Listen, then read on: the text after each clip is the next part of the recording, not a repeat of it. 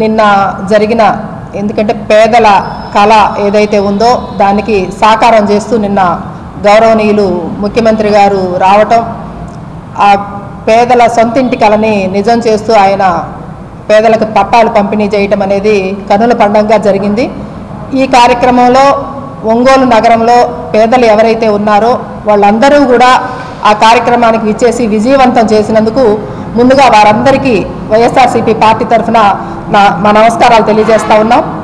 అలాగే వాసన్న ఈ పేదలకి ఆ పొలాలు రైతులు ఎవరైతే ఉన్నారో ఆ రైతుల ఖాతాల్లోకి డబ్బులు కొట్టి ఆ రిజిస్ట్రేషన్స్ చేయించడం కోసం ఆయన అహర్నిశలు కష్టపడి ఆయన ఒంగోలు నియోజకవర్గం వదిలి సీఎం గారి చుట్టూ తిరిగి పోరాడి అవి తీసుకొచ్చిన విషయం ఒంగోలు ప్రజానికానికి అందరికీ తెలిసిందే. అది శాంక్షన్ చేసి రైతుల ఖాతాల్లోకి డబ్బులు పడ్డ దగ్గర నుంచి కూడా వాసన్న ఒంగోలులో ఉండి అధికారులు ఎవరైతే ఉన్నారో కలెక్టర్ గారి దగ్గర నుంచి మున్సిపల్ సిబ్బంది వరకు కూడా పరుగులు పెట్టించి పనిచేయటం జరిగింది.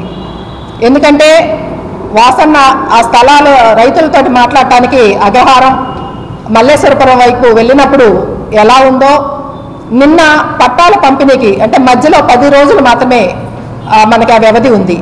ఆ 10 రోజుల్లోనే రోడ్లు వేయటం, అలాగే కరెంటు స్తంభాలు వాటికి కరెంటు వైర్లు లాగటం, ఆ 25,000 పట్టాలు ఏవైతే ఉన్నాయో వాటన్నిటికీ కూడా రాళ్లు పాతేయటం, నిజంగా శరవేగంగా పనులు జరిగిపోతూ ఉన్నాయి. అక్కడ ఆ పనులకి సహకరించిన అధికారులందరికీ కూడా పేరు పేరున మా వైఎస్ఆర్సీపీ పార్టీ తరఫున వాసన్న తరఫున ధన్యవాదాలు తెలియజేసుకుంటా ఉన్నాం. మరొక ముఖ్య విషయం, ప్రజలకి ఏదైతే పట్టాలు ఇవ్వాలనే ఒక ఆశయంతో పోరాడారో దాన్ని ప్రజల్లోకి వెళ్ళిపోయింది. ఆ విషయం ప్రజల నుంచి వైఎస్ఆర్సీపీకి మద్దతు ఉంటుందని ఒక ఆలోచనతోటి ప్రతిపక్షాలు కూడా ఈ రోజున మాట్లాడటం జరుగుతూ ఉంది. వైఎస్ఆర్సీపీ కార్యకర్తలకు ఇచ్చుకున్నారు, కార్పొరేటర్లకు ఇచ్చుకున్నారు, నాయకులకు ఇచ్చుకున్నారు అనే ఒక మాట మాట్లాడుతూ ఉన్నారు. వాళ్ళందరికీ కూడా మేము ఒక విజ్ఞప్తి చేస్తూ ఉన్నాం.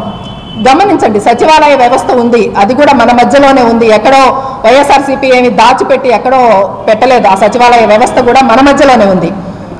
ఒక కుటుంబంలో ఒక పట్టా తీసుకోవాలి అని అంటే ఆ కుటుంబం ఆ పరిసరాల్లో ఉన్న మ్యాపింగ్కి అనుసంధానం అయి ఉండాలి ఫస్ట్. అలాగే ఆధార్ కార్డు కలిగి రేషన్ కార్డు కూడా కలిగి ఉన్న వాళ్ళకు మాత్రమే ఇంటి పట్టా మంజూరు అవ్వటం జరిగింది. అది కూడా 2 సంవత్సరాల క్రితం నుంచి జరిగితే ఇప్పటికీ ఆ కళను సాకారం చేసుకున్నాం. ఆ 2 సంవత్సరాల కాలం ఎందుకు పట్టింది అనేది కూడా ప్రజలందరూ గమనించాలని మేము కోరుకుంటా ఉన్నాం. కోర్టులకు వేయటం, ప్రతి విషయంలో కూడా అడ్డుపడటం అనేది ప్రజలందరికీ తెలిసిందే. మరి ఈ కాల ఎలక్షన్ వస్తూ ఉంది, ఎలక్షన్ వచ్చే ముందు గుర్తుకొచ్చారా ఇప్పుడు ఇస్తున్నారని కూడా మాట్లాడుతూ ఉన్నారు. వాటన్నిటిని కూడా మేము ఖండిస్తూ ఉన్నాం. ఇంత కాల వ్యవధి జరగటానికి కారకులు కూడా మీరే.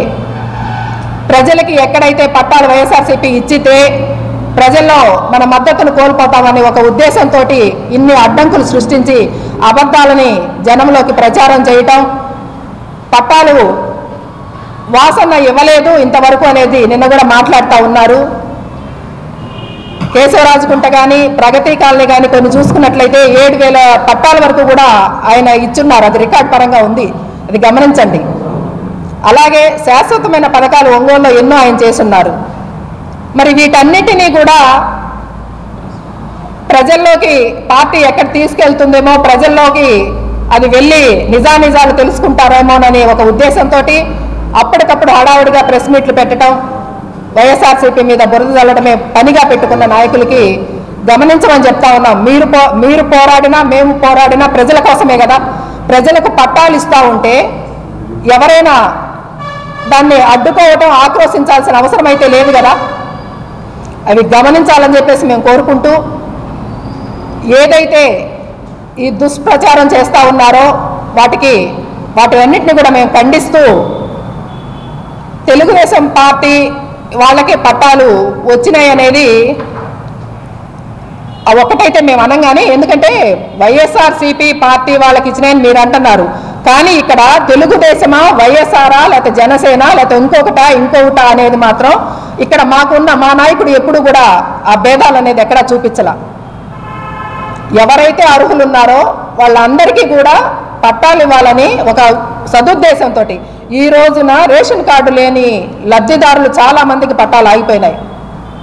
నిన్న సీఎం గారు సభలో మాట్లాడుతూ కూడా కలెక్టర్ గారిని కూడా ఆదేశించడం జరిగింది. ఎవరైతే ఆ విధంగా ఆగిపోయారో వాళ్ళకి ఇమీడియట్లుగా రేషన్ కార్డు మంజూరు చేసే విధంగా చర్యలు తీసుకొని వాళ్ళకి కూడా పట్టాలు ఇచ్చేదానికి మీరు చెయ్యండి అని చెప్పేసి వాసన్న కోరిక మేరకు, వాసన్న సూచన మేరకు సీఎం గారు కలెక్టర్ గారికి కూడా ఆదేశం ఇవ్వటం జరిగింది.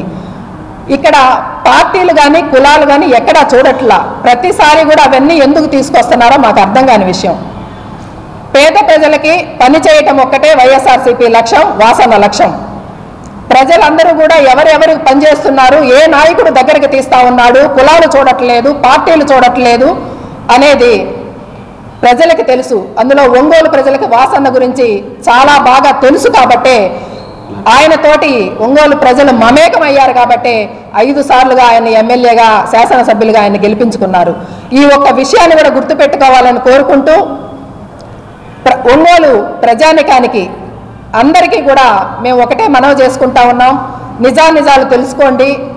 వాస్తవాలు ఏవైతే ఉన్నాయో ఆ వాస్తవాలను మీరు గమనించి ఏ నాయకుడైతే మనకి వెన్నుదండుగా ఉన్నాడనేది మీరు గమనించి ఆ నాయకుడికి, మా వాసన్నకి అండదండగా మీరందరూ కూడా ఒంగోలు ప్రజలందరూ నిలబడాలని చెప్పేసి 6వసారి శాసనసభ్యునిగా కూడా మీ అందరి దీవెనలో ఆయనకి ఇవ్వాలని చెప్పేసి ఈ సందర్భంగా మేము తెలియజేసుకుంటూ ఈ అవకాశం ఇచ్చినందుకు ధన్యవాదాలు తెలియజేసుకుంటున్నాను.